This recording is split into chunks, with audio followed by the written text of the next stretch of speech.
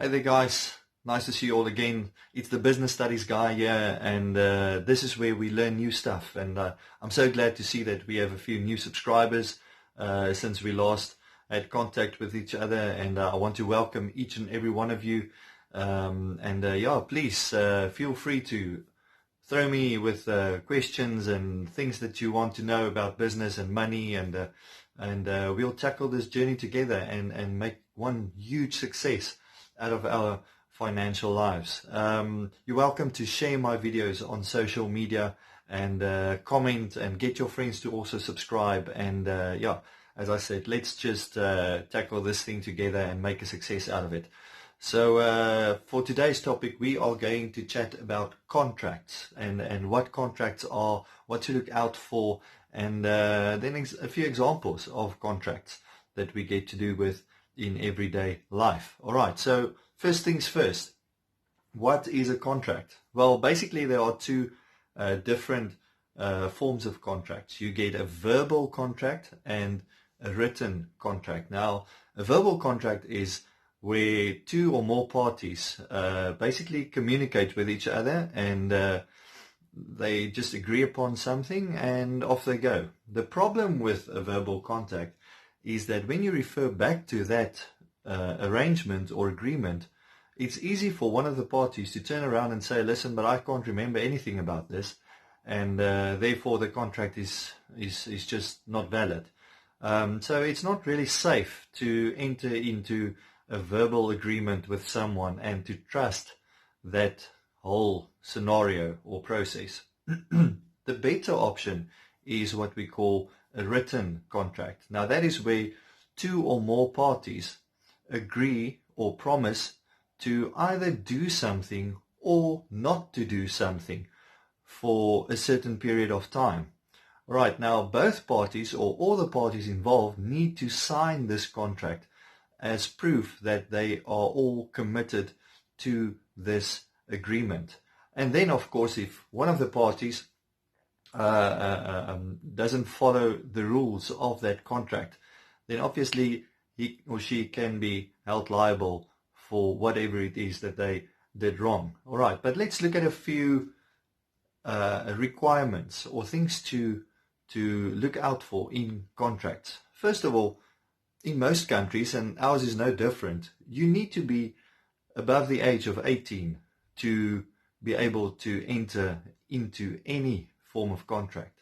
Okay, anything under 18 is not valid. It's not a valid contract. Okay, so 18 is the minimum age where you can enter into a contract agreement. All right, then on all the pages where the parties agree on certain terms and conditions, they need to sign their initials at the bottom of all the pages. And normally on the very last page of the contract, all the parties need to sign in full together with the date on which they have signed the contract. Normally there are 2 or 3 witnesses for each party to also sign that contract. Yeah, that normally it's can be anyone as long as they are above the age of 18. And obviously it must be someone that you can trust. Right, now on the contract itself, the names as well as contact details of all the parties involved needs to be stated.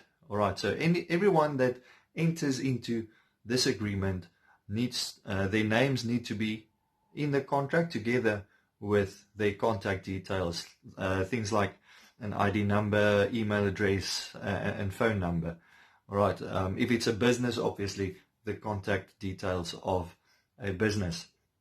All right, then it also needs to state the period of time that this contract will be valid for. Okay, sometimes it's got a start date and then not an end date. Now in such a case, the contract normally has certain terms and conditions that needs to be met before that contract can be terminated. All right.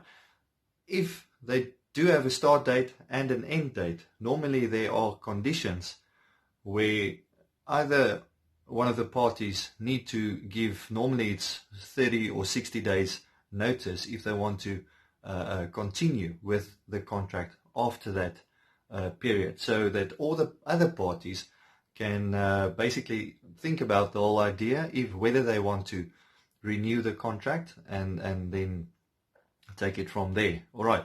So basically, these things need to be in the contract. If there are any amounts of money involved, that also needs to be stated in the contract. And then, for you and me, the normal guy on the street, we are not always up to date with the latest terms that they use in contracts. So it's possible that you might be signing for something without knowing what it actually means.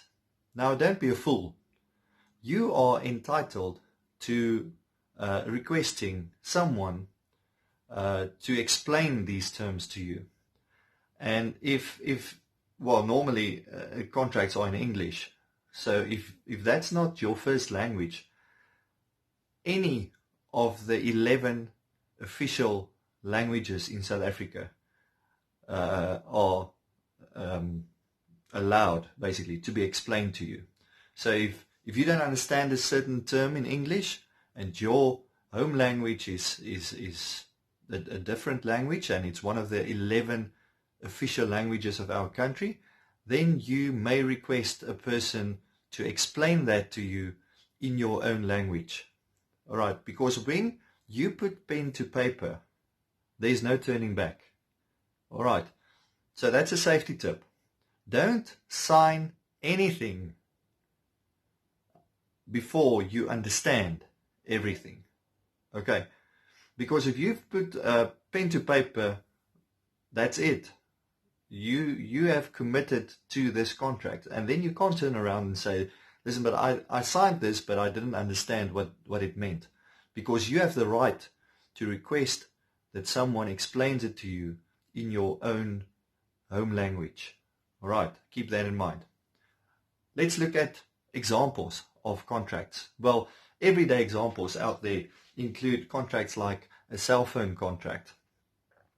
Normally your service provider is the one party, you are the other party, and it's for an X number of months or years, and every month you need to pay a certain amount, and in return you will receive data or airtime or whatever it is that the contract involves. All right.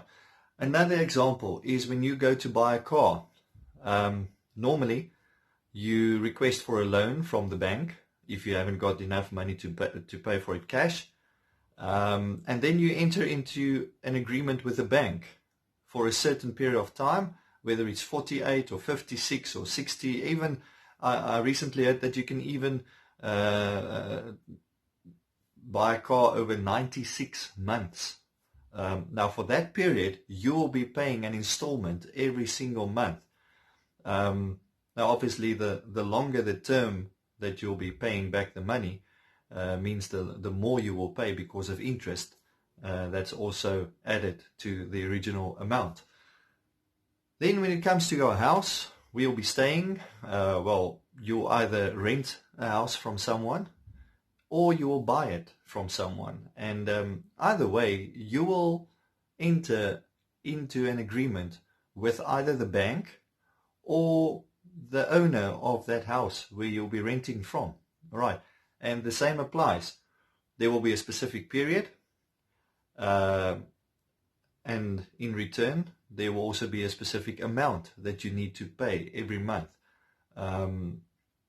for either the bank or the landlord and owner of that house. Insurance contracts. Insurance is a total different topic on its own, and I'll make a video on insurance very soon, but it's also a contract that you need to agree upon with an insurance company.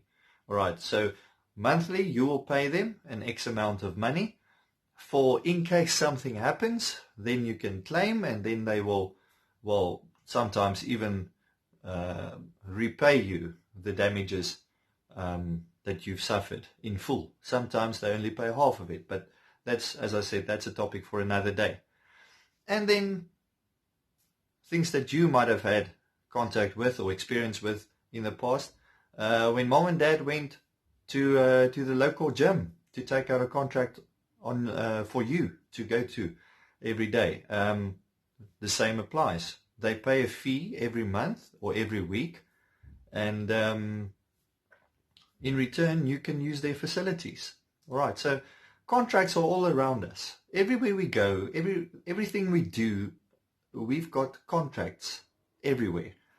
The most important thing is to know how a contract works and what to look out for, and that you don't put pen to paper without making sure you understand everything in that contract. So what happens if